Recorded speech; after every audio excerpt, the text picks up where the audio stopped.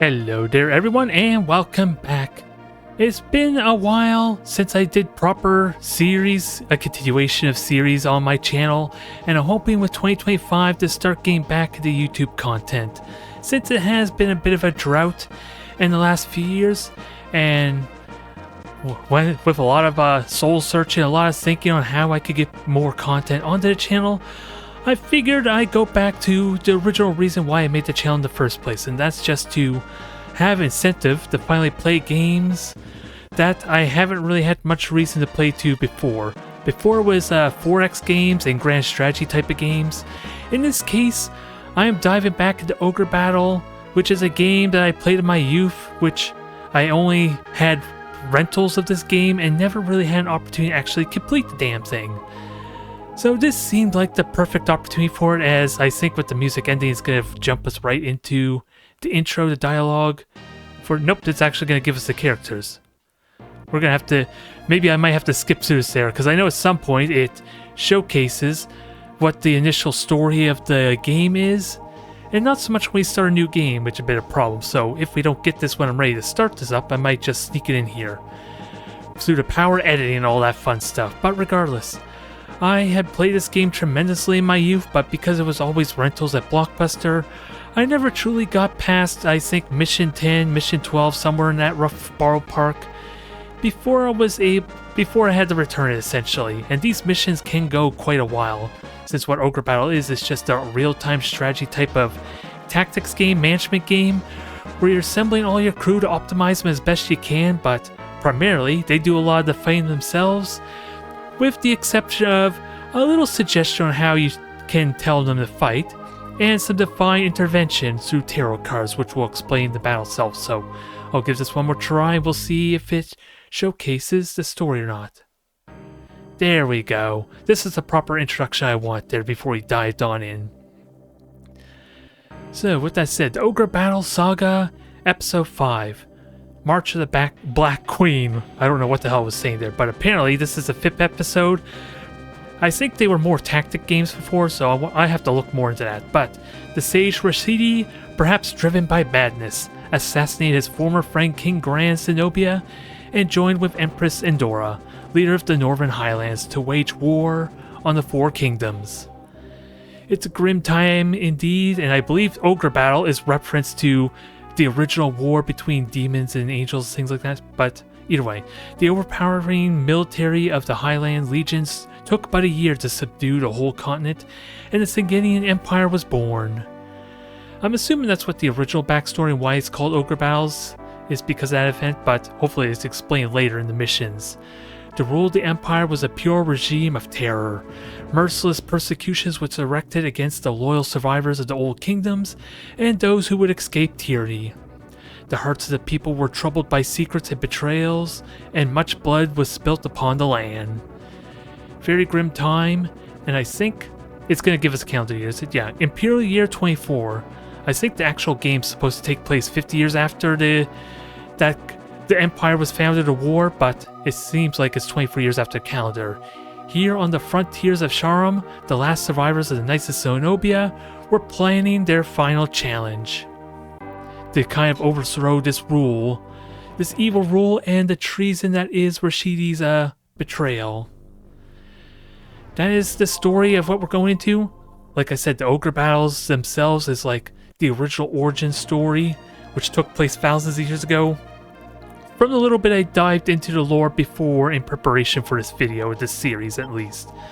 And hopefully it explains a lot of that as we dive into this campaign. It's a bit more of a real-time, like I said, a real-time strategy game where we're managing armies to have them maneuver around and try and keep them alive and all that good stuff. But our main character is going to be one that we influence based on our choices here when we start a new game. As we get introduced to our first colleague, our first character, Warren here, who is a wizard, and I'll explain a little bit about how this game plays as we go through it.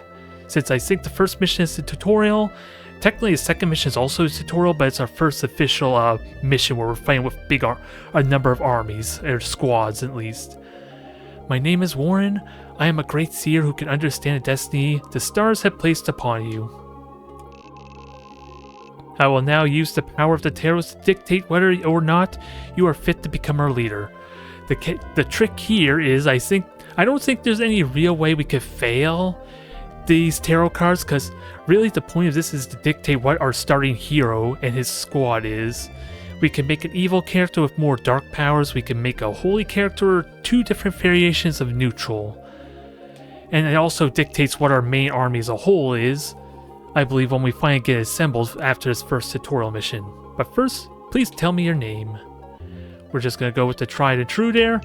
It wasn't necessarily my handle or name that I used at the start in my youth. That was a completely different handle, and there's more sentimental reason why I go by the title Oathmaster, but we'll leave that as a secret for another time, perhaps. It might get explained in a future series, or at least it's a name related to a future series I'm going to be doing in the foreseeable future. If it's not already out, because it's going to be pretty damn soon.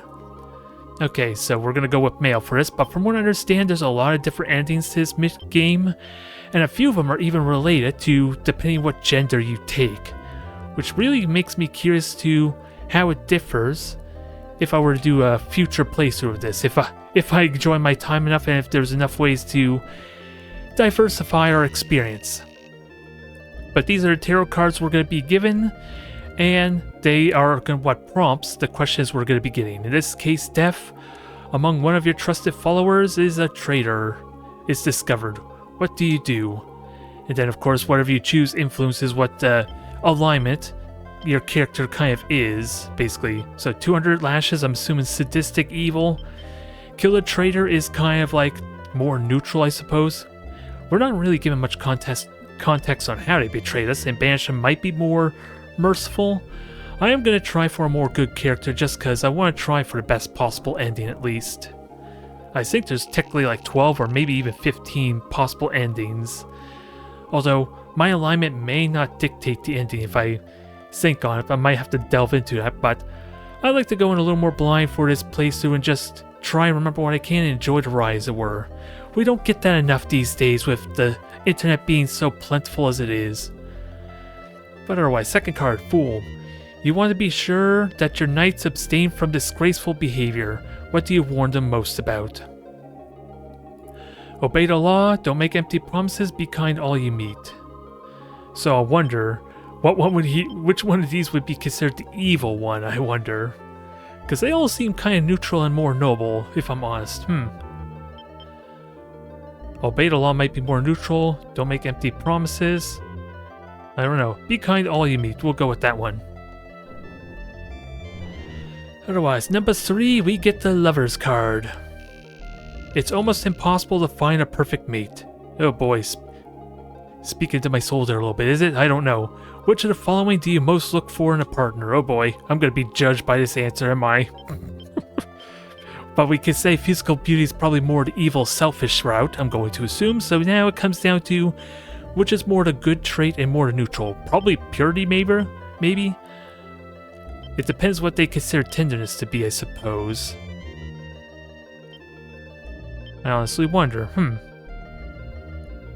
Purity might be a good one, and then tenderness might be more neutral. Seems like it, at least. I'm judging it based on that, since I am trying to go for a good character, so I can avoid a lot of the criticism, right? That we're probably all thinking. Anyways, next card, Justice. You are standing in front of a mirror which shows your best traits. What is shown in the mirror? Oh boy. Let's see. Physical, moral strength, mental strength. Probably moral strength for the good term. Physical might be more selfish, and mental maybe more neutral. Because just moral means you're probably lawful, in a sense, lawful good kind of sense. Leaning at least towards that way, I would assume. Next card, what do we get? I think there's 1 or 2 more. Ooh, I like the Priestess card. So I think these are cards I have access to for the campaign missions themselves. So I will make good use of this one.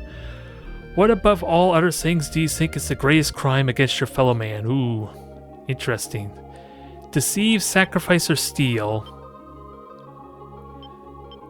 Interesting. To steal, deceive, probably deceive.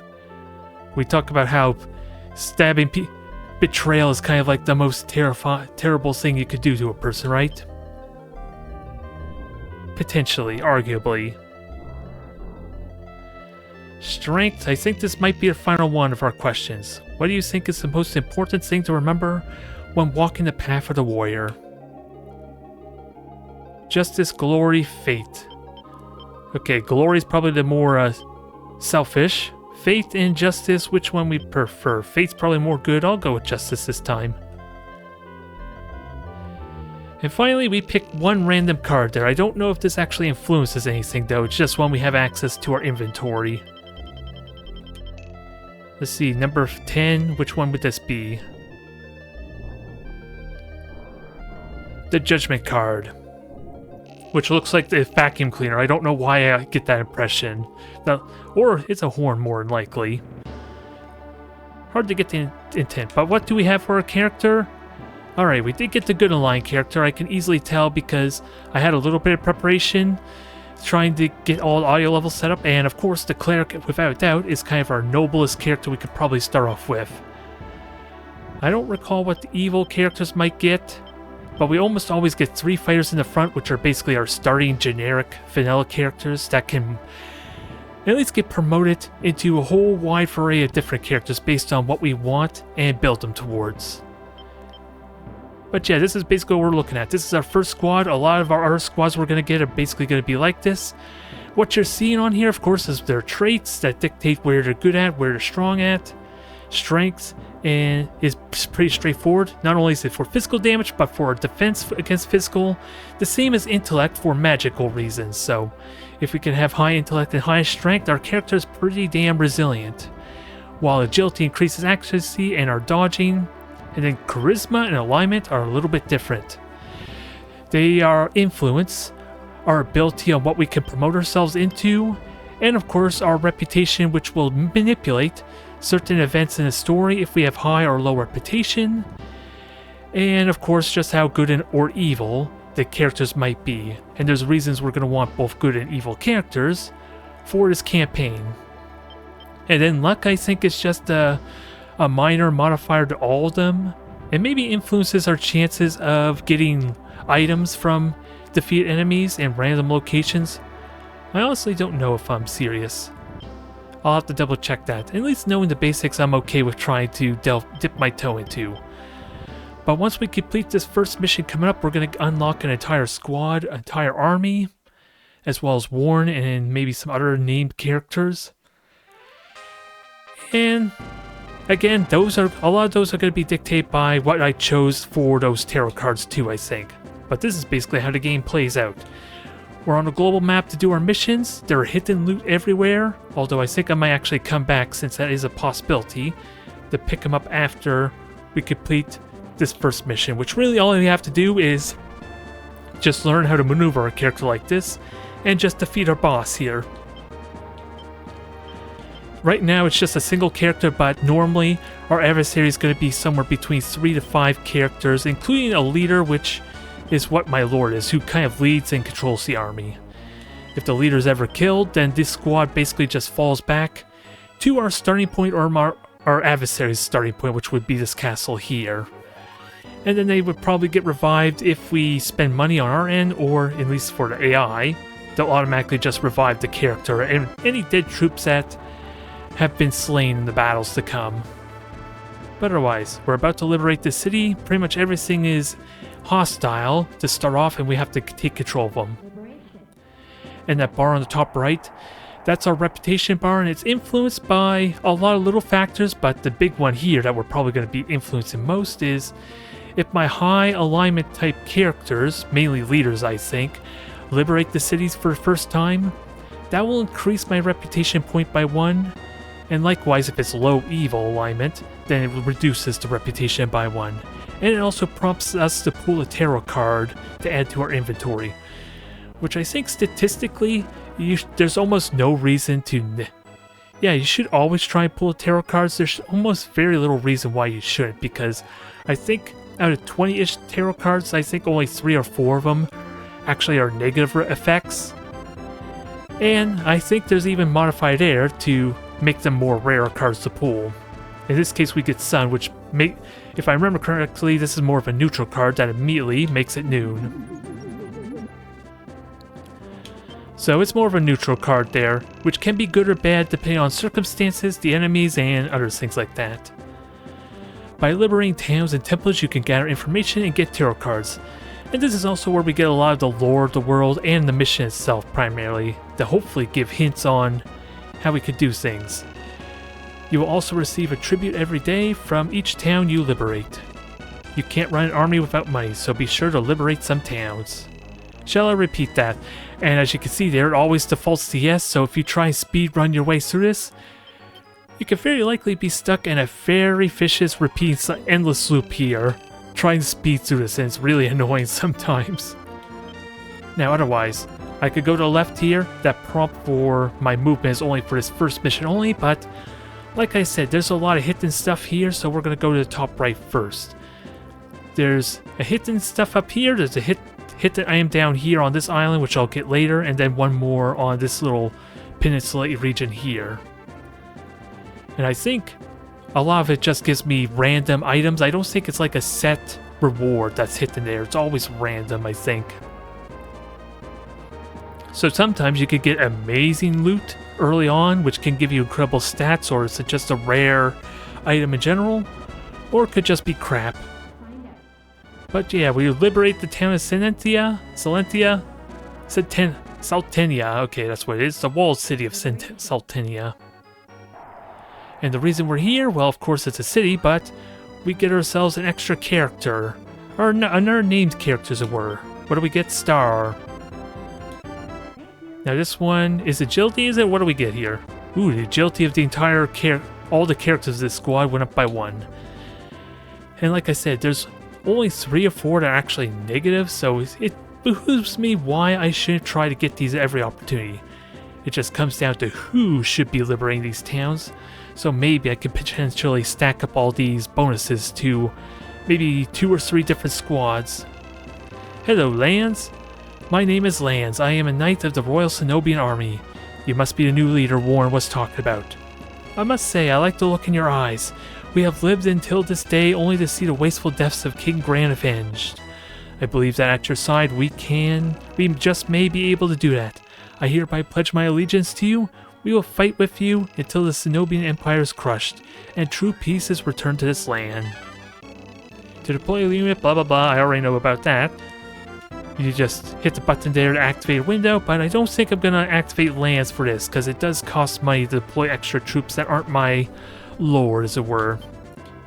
Let's see, how much does it actually cost? Because there's Land Squad right there. 2 wizards, 2 fighters, and then he's the knight at the front with the little cross icon there by his hit point pool to kind of represent he's the leader. Although I am honestly curious about should I keep him the front line, because it goes without saying that there is more risk to have him in front than in the back. At least so early on. Yeah, he only has 1 attack in the back, which is what it says there. Slice. 2 attacks in the front, 1 attack in the back for each battle is what that means. And then our wizards there do magic in the back row. We'll talk a little bit more about that as we go. So, I pretty much want to keep on the front line, but it goes without saying that it makes him very fragile. And with that said, I should talk a little bit about my lord and what he unlocked there as a result. Because, let's see, the cleric is our healer, but can only heal in the back, and then does Ankh, which is a holy attack in the front row. We already looked at the fighters, but my lord here has Banish, which I think is also a holy attack in the front line, and then Ice Cloud, which is his AoE, his army-wide type of attack, but he can only do it once per battle. And sadly, I don't think he can get upgraded like all the other characters, so I do fear my lord is going to fall behind on power just because he doesn't necessarily get an upgrade of his own. But that remains to be seen just how the power curve works for our lord compared to everyone else. Otherwise, it's soon going to be dark, unfortunately. I kind of want to wait until daytime because good alignment characters are stronger than day, and then evil alignment characters are stronger at night. And they also take extra damage in those opposite elements as well. So maybe it's a good time to actually get some loot while I'm at it. Just to burn some time. If only we had pulled that sun card now, that would be kind of good. Speak and you shall receive, I guess. Well, that's a change of plans. Everything is progressing in real time. No, it's not. We just reversed time twice in this one mission alone. Morning to night, night to morning. Time is always flowing. Backwards and forward, apparently.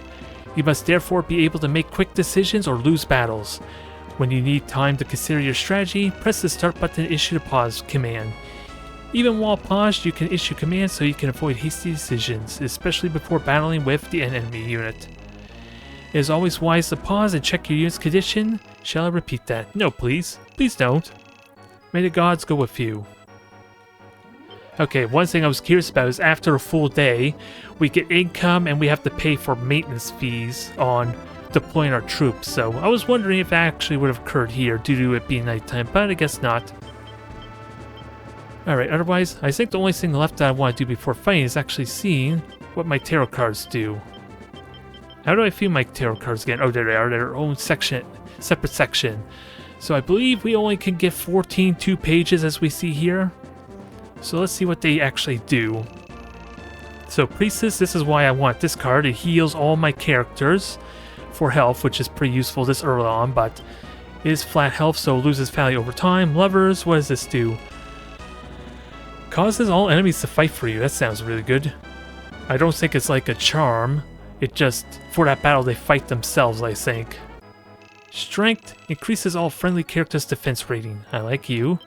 Justice causes damage to enemies by creating an ice storm, which I guess is the closest they get to holy damage, maybe. But there is actual holy damage in this game. Death calls death to wipe out weakened enemies, so based on what percentage of health they're at, I'm guessing. Star increases all characters' agility, which, as I mentioned before, increases their chance to hit and their ability to dodge attacks. So that's useful there. Sun damages all characters with a low alignment. Ooh, so we definitely need to be very mindful who we use this on. And we got 2 of them as a result. Judgment, what's next? Causes damage using white magic, so this is a holy card. And Fool causes all enemies except for the unit leader to flee to battle. Ooh, that could be good for sniping or even boss battles. So we could plan for that accordingly. Good, useful tools at our disposal. Now, with that said, let's show you what at least a basic battle is, although this is going to be very one-sided. Well, that could be entirely wrong. Warren has been known in my youth there to kind of kill our lord and end the campaign right here. He has that power due to being a wizard. But otherwise, let's get ourselves ready. It seems that you have prepared for the battle ahead. You must now do battle with me. If you manage to defeat me, we will all follow you. Pressing A battle or A button during battles will allow you to give commands. Let's do it. Now begins our first battle against an old man, who can very well kill me, because he's a wizard and his main attack is going to be use Nightmare, a dark magic attack on my lord since I'm high alignment. So he could very well two-shot me if my healer doesn't heal at the right time, but otherwise, we have a very limit what we could do in the battles themselves. They kind of play themselves. I could just make suggestions on what they do. Best is where they choose the most damage possible for their attacks, I think. Strong hits the highest health target, weak hits the lowest health target, and the leader focuses down the leader. Another little minor thing is that there are modifiers that are included when I choose strong and weak. I think we take less damage but do less damage with strong, and then the opposite is true for if we do weak. So there is benefits to just stall it out a bit. Otherwise, let's see how it plays out. There's the Nightmare. Thank God I missed. I dodged it. Because I think that would have done 40 damage in night at least. And of course the heal is wasted, but that's kind of the timing I would have liked, considering. Warren hits me and then I can heal off on it. And there's our AoE Ice Cloud, which probably is not very useful, very effective here, and we missed. So never mind that thought. I think Warren's also like level 4, which is another thing considered, because my squad here is a level 1 Lord and then level 2 on everyone else. 32, so yeah, if I was fighting at night, that probably would have killed, two-shot me. All the more reason why I want to do this fight in the daytime. Because of what I said, dark attacks are strong against high high alignment characters in the night. You have done well, and all now know your power by being up an old man. It doesn't take much to impress these people, does it? Our fates now lie in your hands. Now we shall fight together until the Cenobian Empire is brought to its knees. Congratulations, we liberate Fulsac, and we're ready to start the campaign proper. After another minute or so, because I think I want to try and grab the hit and loot before we do our first mission, but this is where we unlock our actual army, get some money for the mission itself, which I don't know what that's dictated on, if it's based on what I have for captured cities, if it's a random number or what. But we're ready to start this proper. And here is my squad. It looks pretty similar to what I saw before in preparation. I have a few changes I want to do, but first, like I said, before we do that, let's jump back into the Castle Warren and get our loot there. See if we, well, I'm going to need to get a cheat sheet, I think, for this campaign, because none of these loots really, none of the items or equipment I get really tells me what it does a lot of the time, especially if it's armor or weapons, if I'm honest. So it'd probably be better. Yeah, I definitely would need a cheat sheet of sorts so I actually know what it friggin' does. The last thing I need is to put a battle axe on a wizard, because the battle item I got before in preparation for this actually had an icon of a staff on it, for crying out loud. So it was a little misleading, even though I don't think it even shows what it actually does anyway. There, buried treasure. What do we get this time? Cold shield, I'm assuming, so I think that's pretty self-explanatory what that's used for. Now, I think I'm going to speed up the time of day progression so we can move faster across the map here. And then I'll put it back to normal there for when we go to mission 2. Because it will take a little bit of getting used to how this game plays there, and of course, I'm going to have to try and fine-tune it in a way that I know how to cut as much downtime as possible to progress these episodes, these videos in a nice timely manner. Because these missions, like I said, can be quite long, especially the later missions, which I'm going to assume are even worse. Come on. Don't make me out to be a liar. I know there's loot here. I need to show the world. I need to show whole of YouTube, and there it is. That there is actually buried treasure here. And we got a Benkei. What the heck's a Benkei? It looks like a staff, I think. Alright, so we'll just change that back. And what's it going to tell me about the items? It is a staff, but it's not going to tell me crap, is it? Nothing happened. That's very helpful. So I think I'm going to leave it in there until after recording so I can actually see what it does. Is that okay? Yes, we're going back to the main menus, or the main map screen. I was a little bit paranoid. It was telling me to go back to the main menu, which I don't want to do yet.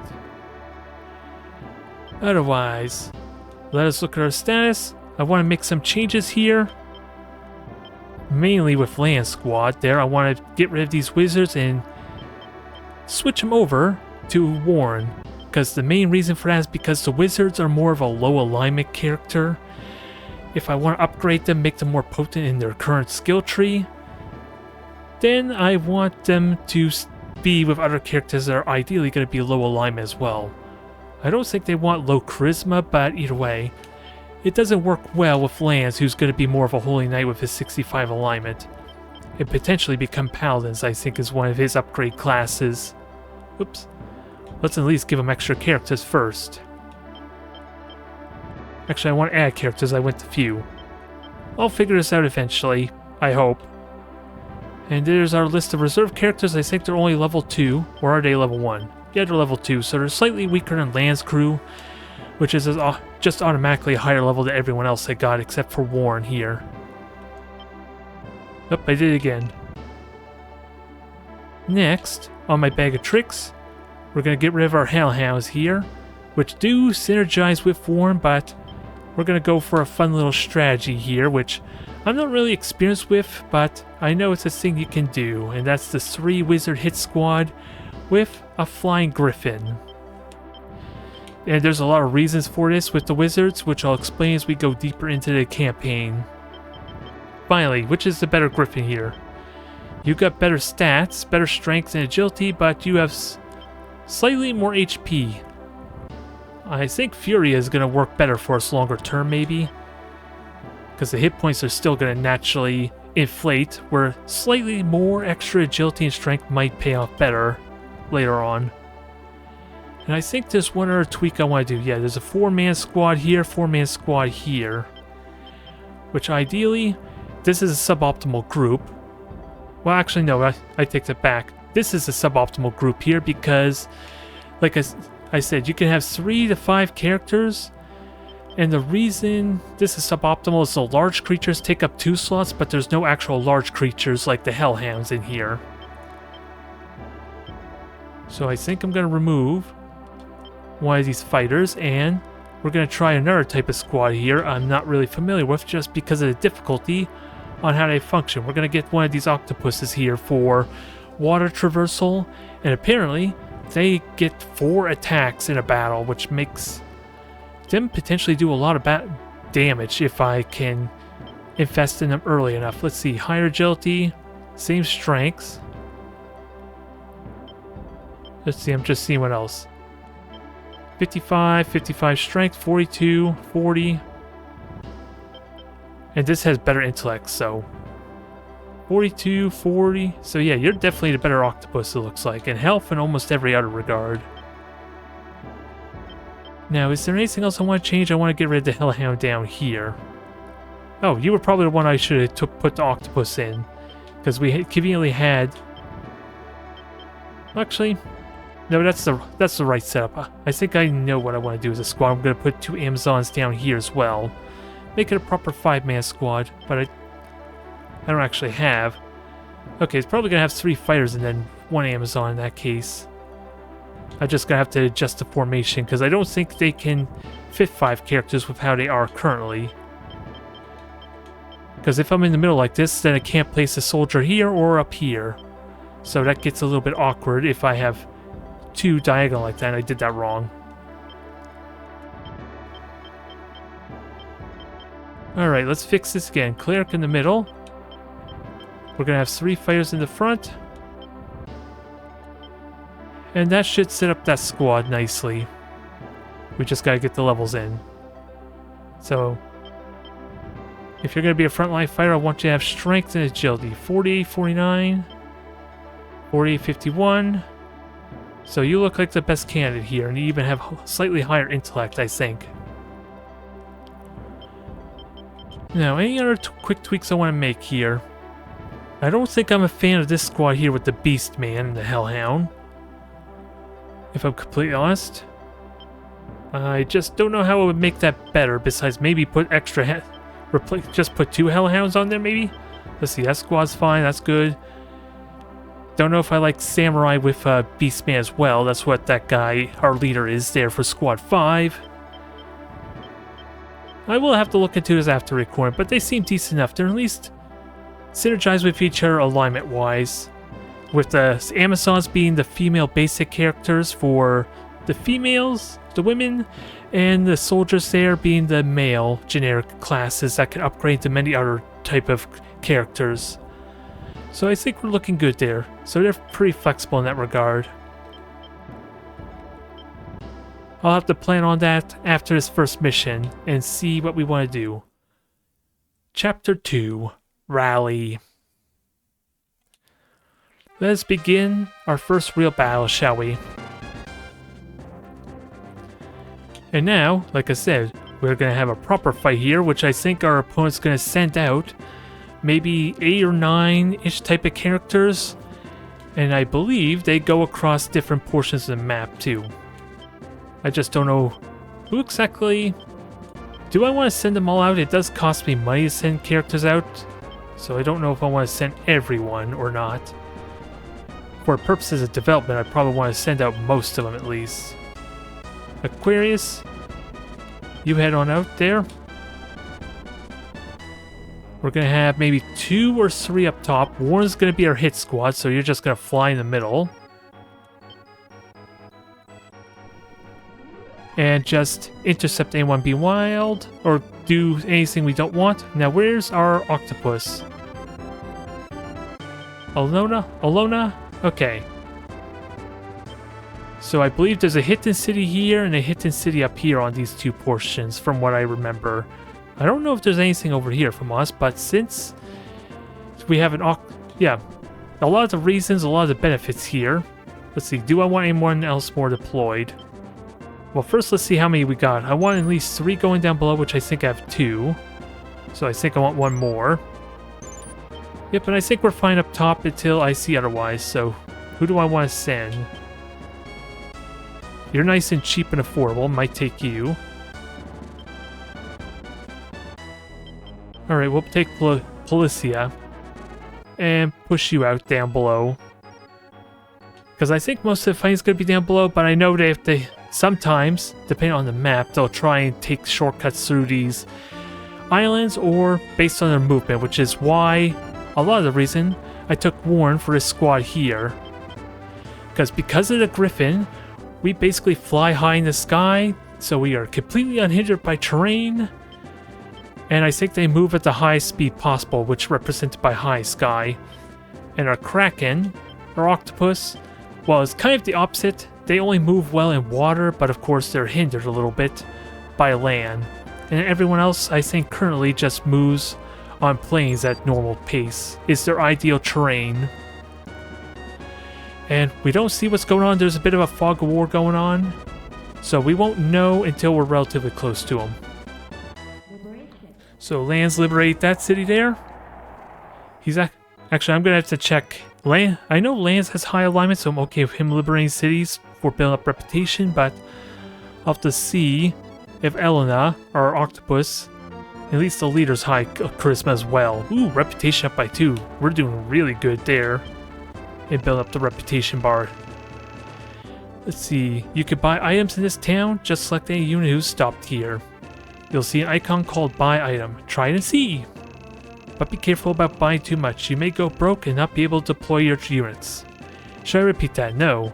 You have been more than helpful. This isn't the only shop. You'll find them in other areas too if you look. Alright. Let's buy our items, and this will be available for everyone.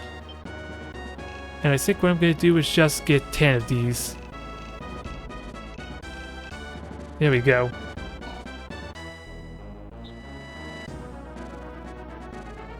Alright, sorry about that there. But, let's see. I think I'm just going to stick with 10. Here heals 50 health, I think. Heals 100. I don't recall what bells and summons do, but I'll have to check into that. I think one of them... Well, I know what the revive does, but hopefully I won't need to buy much of them. I might as well get 1 or 2 just in case. But ideally I want to avoid using these because I think reviving at a temple is actually cheaper. And we can also recruit our characters here based on the class of our leader. So if I want to get more fighters or more specialized type of characters, I could do that by sending them to the city. Or even to my own castle, I think they can recruit. Hierophant card, so... They're a good card. I don't know what this does. Alignment of this unit's characters up by 2. I like that. Like I said, it seems like there's very little reason to not pull them at every opportunity, the tarot cards. Because the reward outweighs the risks, as it were. When you meet with the enemy, where you fight depends on how you are moving. If both units are moving, you will fight halfway between where you meet. If one unit is not moving, you will fight on the ground of the unit which is not moving. To give yourself an advantage, try weighing on the type of ground you fight best on. Which in my case is pretty much the plains, I think. The best way to win a battle is to wipe out the whole enemy unit. But what happens if you can't do that, you ask? In that case, whichever side in the battle caused the most damage to the other side is the winner. However, damage inflicted with tarot cards isn't counted, so be careful. Should I repeat that? We're looking for today when peace returns to this land. Alright, let's start moving forward to the temple here. This is where you revive characters, these temples. If you were to have them slain, but if you don't revive them before the end of the mission, then I think they're permanently lost. So if they're anyone really valuable, like a leader or lord, then yeah, it's probably worth reviving them before you kill the boss off. And now I'm just curious, you're a cleric, so... Oh no, our leader is a Valkyrie, which is just barely above an average, so I'm okay with you capturing the city, I just don't think it matters. But you are also our swimmer, so if I could build you up to have decent alignment later on, that'd be pretty good. But Lance, you get this one on this little city settlement here, which I know is hidden. But what I'm trying to remember is there actually buried treasure in this region? I think there's actually buried treasure, unless it was one of the smaller islands that I flew past. There we go. Find out. Very nice. We got a thunder necklace, which probably helps with magic, but again, I'll have to check and see. And I honestly can't remember where there are hidden loot, but let's actually reveal our enemies and see where they're hiding, because they should be right around here by now. Wow, they just start leaving this castle, so... Our opponent's slow on the draw, aren't they? Warren finished moving. You're going through water for some reason. Now we're going to get ready for our first real fight in a moment, but... So far I'm just conquering all the map, kind of unhindered. Ooh, there's our first bad card. Reputation went down by 2. Well, so much for my good fortune, huh? At least we're still in the positive. Welcome to our temple. 80 years ago, the Cenobian Empire was built upon the peace brought by the Rosian temples. We were created by Prince Rosian, but we are now persecuted against all throughout the continent by the Empire. However, thanks to you, I know that will all change. We will try our best to help you all whenever we can. If one of you is killed, please go to the nearest temple. We will summon the power of the gods to restore you to life. May the gods walk with you on your journey. So pretty important. Now let's get ready for our first fights. Our first rounds of combat, and let's see, what's your alignment? 65, so you're good enough. We're gonna go over this way to where the road ends. This will be another hidden temple, I think. I know actually it's a hidden city. And then we just gotta be careful of not overcommitting too much here. So actually you're just gonna stay here. I don't think there's any reason to advance forward. Although we can't see what these characters are. As I said, they are slightly suboptimal for these first few missions to kind of help us get a grasp on how the battle plays out. And to build up our levels too, because right now all these characters are level 4, I think, to our level 1 and level 2 for most of them. Which has its bonuses though, still. Even though we are fighting slightly on the down. We're slowly on the... Yeah, we're slowly... what am I trying to say? We're the weaker combatant. We just have the benefit of numbers. Okay, Ice Cloud actually hit there. And our Lord, I think, is still level 1 for this fight, too. Compared to level 4, so that helped. That probably makes a big effect on how likely we are to hit. But if we can kill one of these guys off, that'll be a good start. Even though I am playing a little more conservative by doing the strong attack trait. Actually, let me see. How many tarot cards do we have? I might have to use one. Nope, we have room for one more. I think 14 is the max before we're forced to discard some.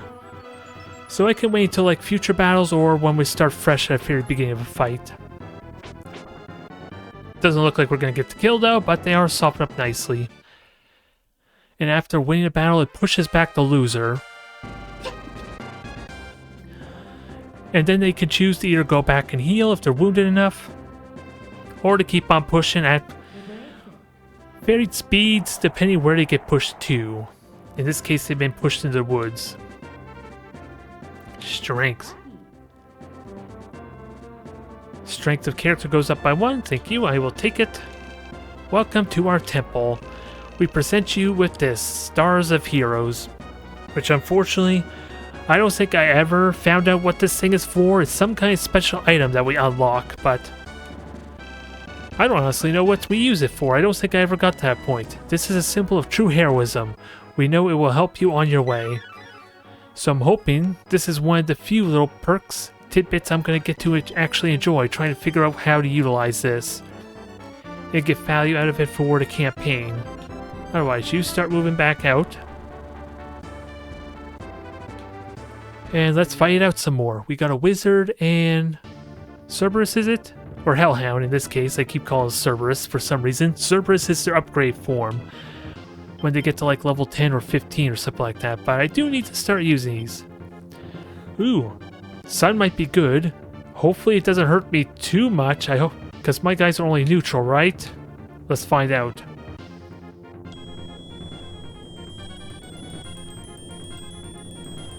The mesmerizing blind light. Ooh, that hurt.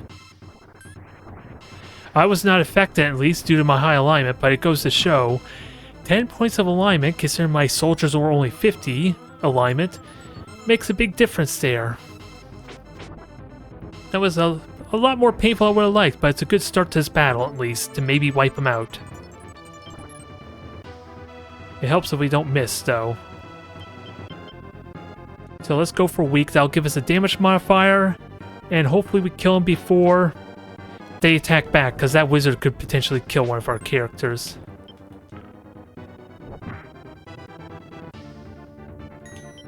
Alright, I think I'm going to switch it strong, because those Hellhounds get 3 attacks a battle, and I think I did all my attacks at this point. So that will help minimize damage slightly. Okay, maybe not. Okay, I was completely wrong. I thought we were done, but we still got the kills, thankfully. And how we manipulate our alignment and charisma, basically, is whoever gets the killing blow, depending on certain factors, will influence if their alignment or charisma goes up. In this case, both of them were lower alignment, kind of more evil type of characters, so I don't remember who killed. You killed them. You killed the wizard, so your alignment charisma is now 54. That is on top of the fact that they were 2 levels above us. I'll double check to make sure, but if they're above us, we get alignment charisma bonuses for kill them, on top of them being evil. And you got the other kill, right? So 52, 53, and you... Oh. Everyone's getting alignment, so... Maybe I'm wrong on that. Maybe it's the entire squad that benefits. Yep, they're level 4. It's just the leaders are level 4 and their minions are level 3. Now, I probably want to heal just a slight bit. Because that giant's going to hurt a little bit, because I think it also gets 3 attacks. Do I want to heal my lord? I probably do, honestly, but I also have a tarot card to help with that, so maybe I shouldn't get ridiculous. I do, what is it the Emperor? No, it's the Priestess card that allows me slight healing. So we'll stay strong, because I am a little bit worried about losing a character here. Okay, but it looks like I'm strong enough to tank both their attacks, especially with the healing aid. It just comes down to what does the giant do, which is that big monstrous creature there with the wolf pelt. Did good damage on him at least. Alright, I think I'm going to switch it to best to hopefully keep hitting the giant. Because I don't think I want to kill the wizard, because then it's just going to fall back and just revive the Lord back at the castle. I won't be able to finish him off, I don't think. Alright, heal me back up there, please. I might have to consider using a priest for... Oh, and they actually did more damage to me. So we get pushed back, but this is also why we have a fallback character here ready to intercept. Let's see, Wars, you are waiting for an opportunity to strike. This might be your opportunity to shine, actually. I'll have you jump the knight that's wounded, so you could start benefiting, maybe. At the very least, you could be my third line of defense, depending on how this plays out. So you're set to best. I might be risking a bit. Let's go for weak and see if we can kill the giant. Yeesh, you're doing some really good damage there. And of course, bad timing for our priest healing. Normally that'd be pretty good, but with fresh health like that, it's a bit of a whiff. Alright, finish him off. 36, these are damage numbers that I'm shocked to see compared to how my other squad was. My lore and everything.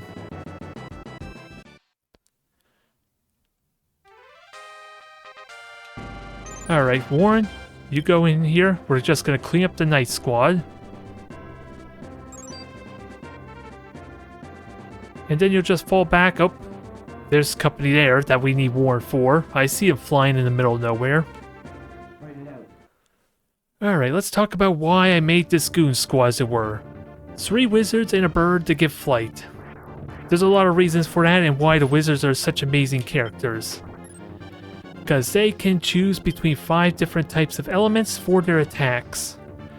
And it complements very nicely for them to use whatever's the best source of damage on each target. The only element they can't do in this game is holy damage, which basically would be like doing damage to other evil characters, essentially. Hopefully we can wipe this entire squad now. Because yeah, you're higher element, that's why they chose Nightmare, because that's where they can do their best damage. We are in the daytime though, so it's a little unfortunate that my wizards are stronger at night. Ah, they survived, boo. But we're gonna probably go run interception up here with what's this squad? Griffin and other friends. Thankfully we have an extra squad here of Elnoa. But this is what I was worried about, is having this sneaky backstab going on. And you're probably just gonna run away, so I'm gonna keep an eye on them and have Warren try to intercept and finish the job. There we have the self-ruled city of Falsala liberated. They're no longer self-ruled, unfortunately, it sounds like. Full tarot card. Lover's card. What's the modifier we get here? Reputation goes up by 2, offsetting our devil card. I will take it. The fight is beginning again, isn't it? It's so sad. Are you even considering how a woman feels when she sends her loved ones to the battlefield? I am, but have you thought about what would happen with the rules it currently is with this terrible tyrannical regime? What happens to your loved ones then, I wonder?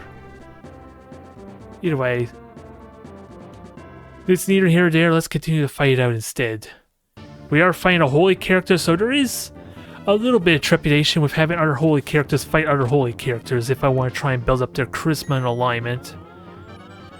So we do need to be mindful and watchful of that. And apparently you took damage. When did you take damage? I'm talking about their Amazon, because I don't think I actually got any attacks yet, did I? Or was I monologuing too much? Either way, this is another suboptimal group because the Amazons can only do 1 attack on the front row, I think. So by all means, let's try and kill them off. We are going for a week, right? I'm just a little shocked on how they're attacking. Probably because they can only hit a certain arc depending on their position.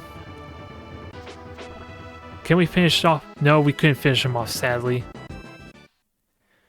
We are holding our ground though, and meanwhile, my lord is healing up. Ooh, my lord's fully healed, so get back into the fight.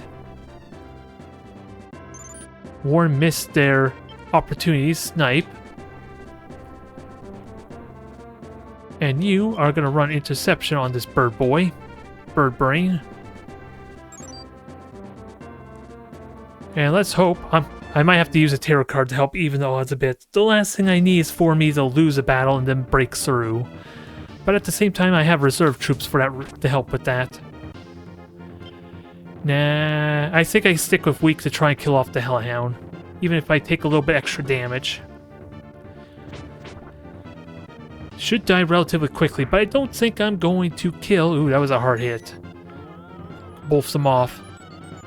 That's a lot of the reason why maybe I would want to stick to strong stance more often than not. To kind of soften them up for a follow-up attack later on.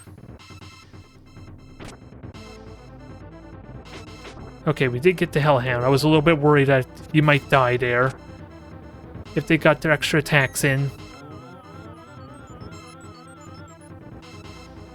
So how much can we do to the Beastman that probably will force them to retreat, let's be honest. So, okay, they met with the enemy, and if we somehow win this fight, then that conveniently ping-pongs them over to Warren. Now, I think I just go straight for buffing my defense. Actually, I'll buff my agility, because again, my characters are lower level than theirs, so they have a better chance to dodge my attacks already. Although this is probably more useful for boss fights, so... But I think in this circumstance, holy crap, that was some good damage. Everyone's hitting like a truck here, jeez. I am fighting the water, so keep in mind that does boost my octopus's damage due to them preferring to fight on this terrain. I don't believe that's the same for everyone else, though. They prefer fighting on plains. But geez, you hit hard. A lot of split damage, though, but if my octopus can hit all 4 of its attacks, that wipes the entire squad out, at least. So it's worth doing. Without that, we're going to win this fight in terms of damage, it seems like. Huh, missed. One more attack, come on, finish him off! Very nice, a full squad wipe. This octopus is MVP for this battle, so far. Now, Warren, you get back to what you were doing, which is murdering weakened squads. Have fun with that. Let's see, the cleric is running away, are they? They might be running away. You might be running away. So let's start our offensive and see about finishing off this mission, because I think there's only... Whoa, that was a fast scroll. I think this is the last city. Well, there is one city right here Lance is yet to conquer. Oh, we have another squad coming in too. Gotta watch for them. Let's finish off our beast man, who's all by himself with no beast to tame. Poor fella. And he's a slightly evil character, so this works out for me. I think more neutral, lower alignment. Whereas my knight's kind of more light, slightly higher alignment. It's kind of like a... Well, actually, it's what they call the wild man, which is the opposite of the knight. The knight eventually becomes a paladin, and then the wild man eventually becomes the dark knight, I think. As potential classes, I think, that are in this game. So, let's see, who leveled up? Was it my lord that leveled up? Yeah, my lord leveled up. Because you don't get any, you don't get any bleed over when you level up, unfortunately, so... You don't get excess. Everyone else looks like they're about to level up after this next fight, so... Let's finish them off. Hopefully you don't suffer too much charisma or reputation penalty with this fight here. I think my lord will pretty much just kill one, almost kill 2 of them out of this. Not anymore, now that the fighter took the credit. Alright, missed again. But that should guarantee a level up on everyone else to level 3. And the reason my lord is level 1 and his entire squad's a higher level currently is because the tarot cards, the trick with them is, if they ever kill an enemy unit, it's not the squads or the troops themselves that get the experience, it's actually my lord that gets that experience. So if Hierophant, if that does damage, it would just bleed... It would steal the XP there, so eventually my lord's going to be a higher level than anyone else. So we'll have to keep an eye on that on top of our alignment, charisma, and everything else there. To make sure we're developing everyone as they should. We're not... At least we didn't kill the cleric, so that helps with our charisma alignment problem, but yeah. We're going to fix that in a moment. So Warren, have your fun. Everyone else start preparing to push for it, but I think Warren's going to do the work here. Because I think these are the last 3 squads. I think that witch is the last one to do a desperate attempt in my back line. Because they have an octopus in their crew there. So we're gonna go say hello to them. El Noah, you're gonna go fight them. It looks like Lance is pretty much completely unhindered on his end. That's fine. And now Warren's gonna kill some holy people. Our sage, our advisor for this campaign is gonna be... Oh, because they got to say they revived the Amazon. So this might not be as exciting as I thought. Do I go straight for the priest? No, let's kill the Amazons. Farm some XP that way. Because they're not really very menacing. The cleric's just going to heal, and these 2 are in front are not very good at damage. 37, that's a big hit. Kill off the Amazon. I don't really want to kill the cleric because I want to finish off this later. So let's go to strong. To focus on... Oops. Never mind, they're just healed, so that put them back up to full. Alright, let's just switch back to weak. I just want to make sure to hit the Amazon. 40, wow. They are hitting some hard. So alright, you're gone. Now, thanks for the free XP, I'll take it. And now you go flying to the other side of the map. You were hit hard enough, basically, by that gale force wind, jeez. Oh, Warren. The Griffin might be in trouble there, depending on how damage goes here. They revived, right? Yep. I think I'm going to switch to strong to help mitigate damage on the Griffin. Because I don't really want to burn my tarot card for a single character, ideally. I might need for a boss fight. I'll keep with strong for now. It should hopefully keep him alive because only the front character can attack twice here. And in which case they missed all their attacks, so I'm fine with this. A little suboptimal gaining experience, but I'm fine with this. I could just finish him off afterwards. Attack my bird! Send them flying across the map, and then I'll heal you very quickly. And then we'll see who we equipped all this loot to. There we go. You're topped off again. You finish off these squads, Warren. And then you're just gonna go... Oh, oh, that's what Lance found. Found the Magician City of Ellery. Warren's met with the enemy, so I'm not going to get much of a chance to move my lord up into the city to capture it, I guess. But we know how this is going to end. A moment of silence, please, for a brave priest. Single-handedly trying to fight 3 wizards and a griffin.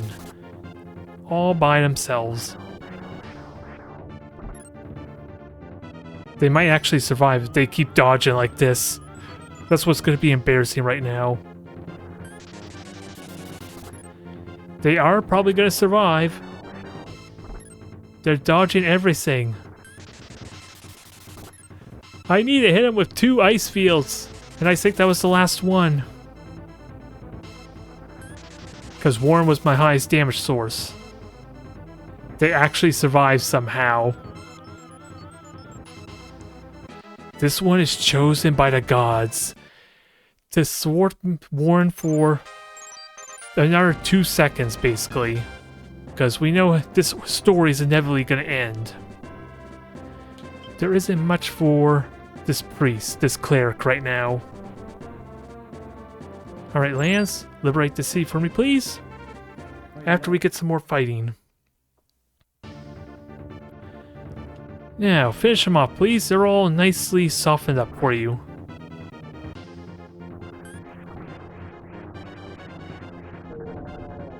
And I think Warren will actually lose a little bit of alignment because, again, the 2 wizards are level 2, I think, and Warren is level 4 in this situation. So maybe they might not. Not yet.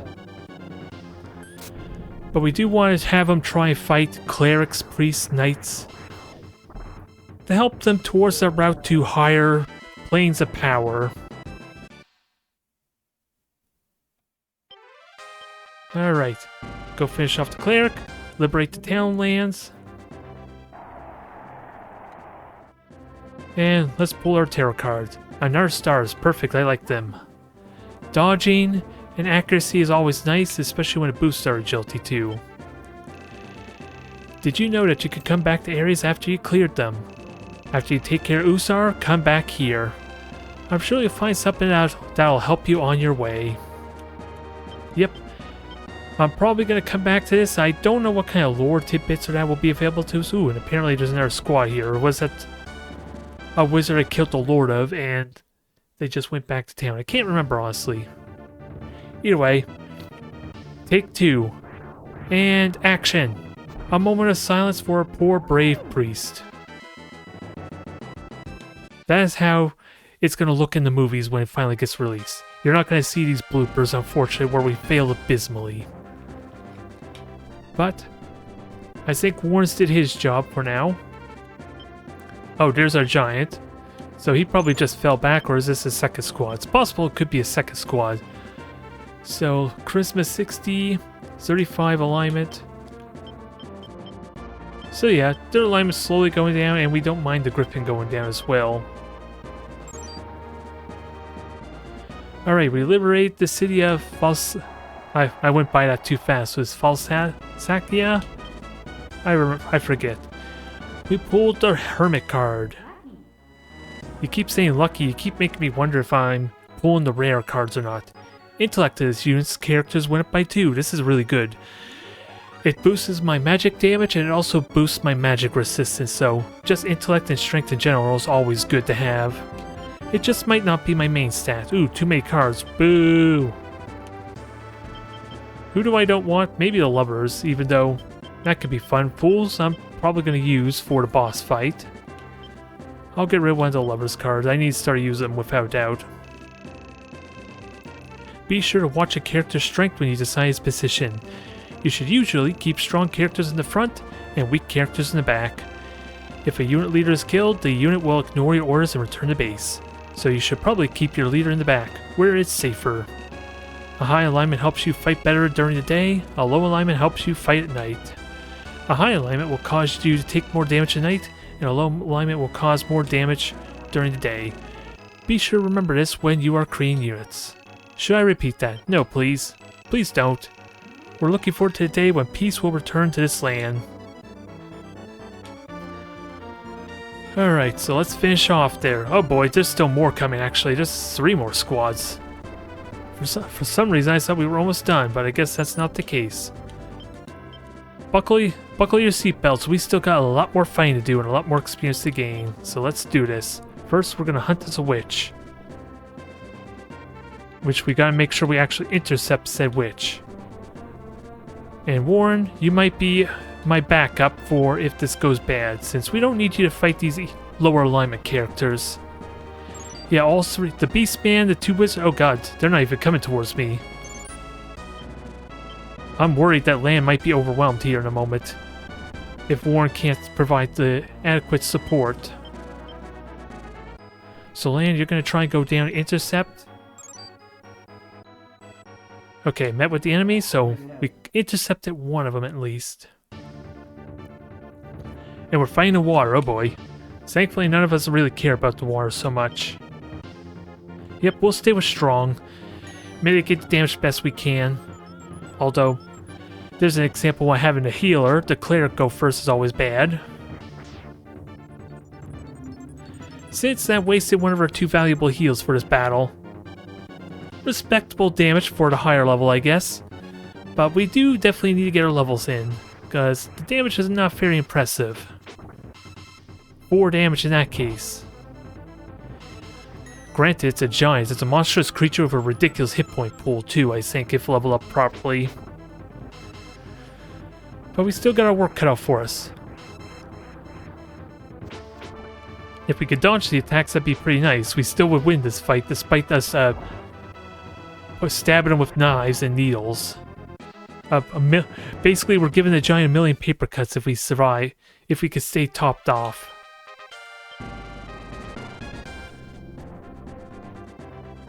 Eleanor has met with the witch. Good. Are they going to fight in the water, though, is the big question. Yes, they are. Now, there is probably a reason I want to fight the witch off. Well, actually, I'm just going to stick with best. I have a bunch of reserve troops if anyone breaks through my lines, so I think I'm okay. But dodging the bolt's not fun. Ooh, I don't like you. Do I have Temperance? Temperance removes status effects, I believe, so let's use it. Because last thing I need is to have my octopus stunned there. And lose out on attack, maybe. Alright, do what damage you can. And I think the octopus only does 2 attacks because theirs is in the back row. We are without doubt going to win this fight, but what damage can we do? Ah, god damn it. Oh well. We still win the fight handily. It's probably not the most exciting fight because that's what witches do. Oh boy, into the loving embrace of land. You may not realize this, but he's quite the ladies' man apparently. Quite literally jumped in his arms. And into his sword probably in a moment. Alright, this time I think we fight for the do weak damage. Or do weak. Maximize our damage and hopefully kill off the entire squad. Very nice, lands. Now let's just switch this back to strong in preparation for future fights. And lands is probably one of my higher level squads, except for the 2 Amazons, which I think are level 2. Lands is level 4, and the 2 fighters with them are level 3, I think. So they got a bit of an edge here, so I probably want to avoid fighting a little bit while I build up my alignment and charisma on. My key players, start training them, grooming them to what I want to be, essentially. Now let's see, which way these guys go? Okay, you're coming down to me. I'm fine with that. Land. I don't really want you fighting, but you're going towards the wizard either way.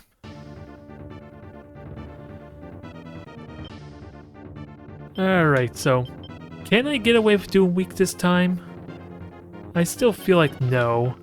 It's a little bit too risky because I don't know what the turn order is going to be. I'm going to take more damage in the back with the wizard coming after me. Actually, I think I'll do it now. If I could kill the giant before it attacks me, that would be the best case situation. I have 1 attack left, maybe. Okay, we can wipe this squad. And I dodged the attack to boot. I pretty much am likely to get topped off here.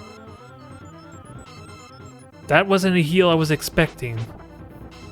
Considering you look like you're already at full health. 1 friggin' hit point. We still got him at least, but he got he got his final hit in, sadly. Now we fight the Beast Man. What are you fighting with, though? Well, we're not going to know yet. Lands is still getting into the thick of it. It's another evil squad, so... evil-based squad, anyway, so... getting any kills here is still good for his development. Because he talks about nobility and wanting to overthrow the Empire. He should be more of a holy, lawful knight, right? That would be fun, although... could always be fun to slowly turn him into an evil one, or Dark Knight. That would take a lot of work, though, to do, probably.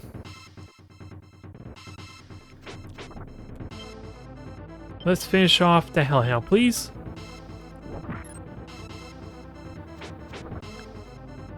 One more hit. Nice, got the kill. Didn't kill the wizard, sadly, so... I believe he might just fall back. Nope, he's still moving. Which means we're on the home stretch. We're just about ready to finish these guys off. Now, same strategy as before. Go to strong. Do a little bit more fighting here with my lord, and then they should be alright for the time being. Until we start getting more. I'll probably want to develop my other squads, is what I mean. And I gotta watch your health carefully for my middle one. Oh yeah, they're fighting strong, that's why. I'm okay with that, so long as they don't do such ridiculous damage that it forces them to fall back to heal. Okay, perfect. So one more attack on the Hellhound, I should be perfectly fine. Especially if I get the heal off. Yeah, they're not even attacking the weak targets, so I'm good. Just soften them up nicely for a potential kill next round.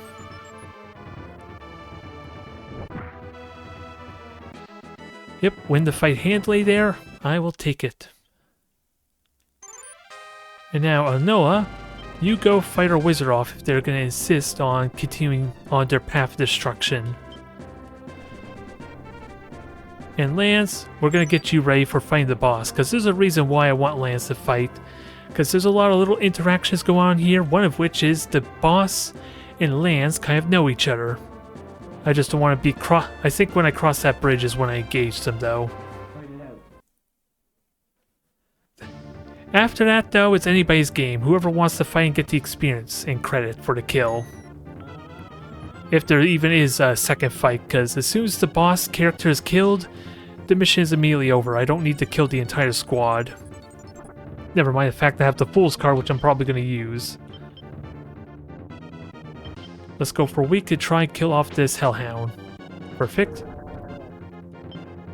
I was going to go to strong to minimize damage, but it's too late there. Because it's more hindering me right now than actually helping. Let's keep track of how much damage we do for the next round, with that said. Wow, we basically doubled our damage going weak. I gotta watch those two again on the side, see what their damage is. Yeah, strong and weak make a massive difference, judging by that alone. So yeah, when we want to soften targets up, definitely go strong, and weak's when we're ready for the killing blow, the Monka, as it were.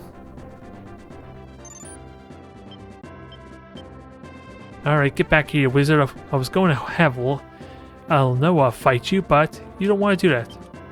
Okay, we got an easy workaround here, but I don't know if you're fast enough now being on land.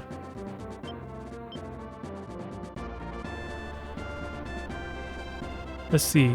Should I have my lord try and finish off our wizard? I probably should. Best opportunity to build up some more alignment.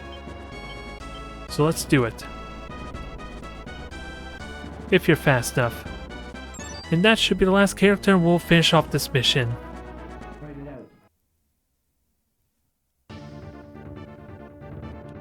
Alright, considering the low strength on a wizard, we should be able to get away with strong, right? Well, this is going to be a repeat of the damn cleric, isn't it? I'm fearing that's what might happen.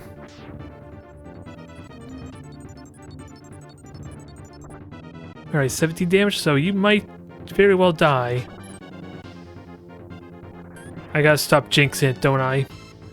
I gotta stop goddamn jinxing it. Okay, 21 damage, that's a lot more manageable, at least to 40 in the middle of the night. Also, with that said, I should probably wait until daytime for boosting Land's traits. Because I can't do that. I don't know if there's any hidden treasure around, from what I recall, but I could very well do that. While I'm waiting, let's actually go to obscure regions. I think there might be something over here. And I can't recall, but there might be something up top here. I think maybe right here? I honestly can't remember. But since we have time to kill, this is a good opportunity to do it, I think. And there may be one more somewhere, but either down there in that section. I'll probably do that in between episodes, though, to make sure. Only reason I'm okay for now is because I want to maximize my boost. Because until it's noon, I don't have to worry about the day fully going over. Because there is downsides to dragging battles out too long. And that I can lose reputation after multiple days because I'm taxing the people or getting money from them. In this case, if the full day hasn't happened, that's not really an issue. So I guess there's nothing there. Warren would have found something. So we'll fly down here and see if he catches anything or not while we're waiting.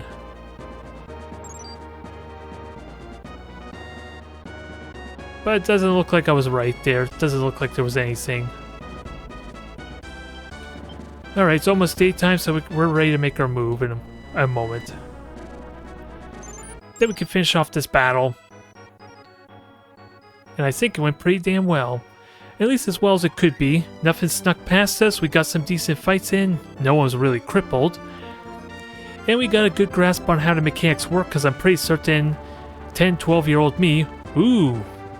This is a rare trait that a counter that I wasn't expecting to have happen. Neutral creatures. Ooh, I'm on the mountains. Is this a dragon? It's a dragon! Okay. There's a few reasons for this type of circumstance. For one, neutral creatures, like you can see here, dragons, can be encountered randomly if you're moving off the beaten path, essentially. And how it works is it gives us a chance to recruit these rare creatures too. But we only have one chance to befriend them, and the more we weaken them, the more likely they'll actually accept. And it also is relied heavily on our charisma, which hopefully warrants decent charisma. Don't kill my dragon though. Yay, we got a dragon! Oh god, this is the best start to a Let's Play ever. Now I just gotta figure out what I'm gonna do with them, because dragons... Let's see, you're level... You may even be level 1 with that said. Let me have a look at you.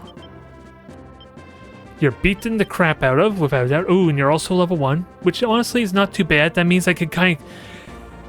I think there was a strategy somewhere when I was preparing for this episode about recruiting a bunch of level 1 characters so that way they can get the best possible stats, so in this case, I could probably groom this dragon to be the best they possibly could be. It also begs the question if I should try to get one more for a full squad, but I don't know what exactly I want. Either way, having a dragon is really nice. I'm happy for this. I can make my own brand new squad. Now we'll just wait for daytime, so that way I get benefit from this. I don't know where I told Warren to go exactly, but we'll go with it. Because last I checked, I thought he was going to go down here. So this is a damn good start. I was talking about how well the battle turns out, but getting a dragon is really good there. And if it's well trained, if we get a nice group composition for it, that creature is going to be a beast. Here's hoping. So much so that they'll recommend getting dragons, because you're near the end of the campaign when they're finally fully grown. That's just to emphasize how powerful they could potentially be, but it's only for like maybe 2 or 3 missions by the time you actually get there for the time investment it is to level them up. Now we meet with the enemy, Usar. So it's you, Lance. I'm surprised you're still alive. With just luck, I suppose. But your luck has run out. Prepare to follow Gran. And the same to you, you low-life scum. Today's the day that I take revenge for my fallen comrade. Like I said, they knew each other, but it's not on the best of terms. So, we're just gonna cheese this a little bit, because we have the Fool's card. Let's get rid of these 2 damn wizards. Let's hopefully that works.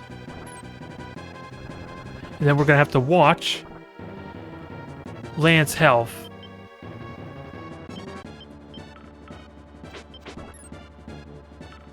This would be embarrassing if we don't get the kill, but that's decent damage. Ooh, that was rough. Good thing I have it set on strong. Because if it was one weak or anything else... Actually, with that said, I should switch it to weak now, because that was both his attacks for his battle, I'm pretty certain. Can I finish him? Alright, Usar is dead. And that immediately ends the mission. The battle will no longer continue, but there was no one else in the battle anyway. We have a Liberate Jindark. This is probably the best beginning of a Let's Play I could ever ask for. We got a dragon! I'm so happy. It's a level 1 dragon too. It's just a shame we can't name him. I would have named him Stimpy in a heartbeat. We're probably going to nickname him Stimpy though, with that said. Because I don't think there is a way to rename characters in this game, alas. But I am happy. I am definitely happy. Just going to have to plan out how to best use them. With that said, what is your name? Pysos. Welcome to the crew. Maybe if I'm lucky, I could try and get a second one of them. And you could be groomed to be a powerful, powerful being, a powerful monster. Yeah, just look at the cost of a single creature alone compared to my hellhounds, which are even high. They're level friggin' 4 and they only cost 109 gold, or goth as it's called. It's 850 for a level 1 dragon.